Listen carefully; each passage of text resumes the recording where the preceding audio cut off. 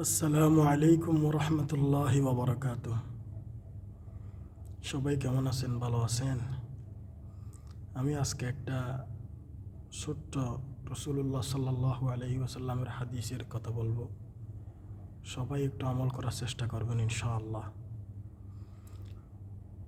রসুল্লাহ সাল্লাল্লাহু আলাইহি ওয়াসাল্লাম বলেন, ক্বালা রসুল্লাহ সাল্লাল্লাহু আলাইহি ওয়াসাল্লাম, আউয়ালু মা ইউহাসাবু বিহিল আবদু ইয়াউমাল কিয়ামাতিস সালাহ। হে আমার উম্মতেরা,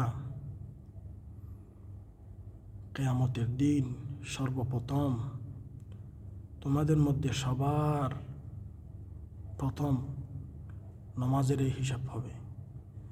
যার নামাজের হিসাব সহজ হবে তার সমস্ত বাকি হিসাবগুলা সহজ হয়ে যাবে। তো বন্ধুরা, সবাই একটু আমল করার চেষ্টা করবেন।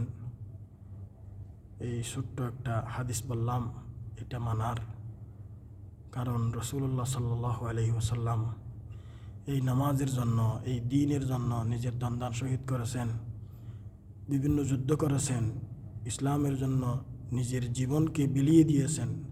৬৩ বছর হায়াত উনি শুধু এই দ্বীন কায়েম করার জন্য, নামাজ কায়েম করার জন্য, মানুষদেরকে কিভাবে আল্লাহ মুখী করবে, কিভাবে দ্বীনমুখী করবে, কিভাবে মানুষকে আল্লাহ চিনাবে, কিভাবে মানুষেরা আল্লাহকে বুঝবে, দ্বীন কী জিনিস বুঝবে, এইসব বিষয় নিয়ে শুধু ভাবনায় ছিলেন। শুধু উম্মতের ফিকির করতে করতে রসুল্লাহ সাল্লাল্লাহু আলাইহি ওয়াসাল্লাম নিজের জীবন কাটিয়ে দিয়েছেন।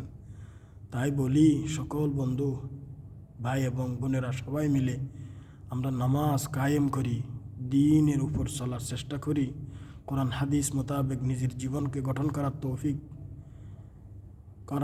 করুক আল্লাহ পাক। আমরা সবাই দোয়া করি প্রত্যেকে যাতে শুদ্ধভাবে চলতে পারি। আমিন। আসসালামু আলাইকুম রহমতুল্লাহ।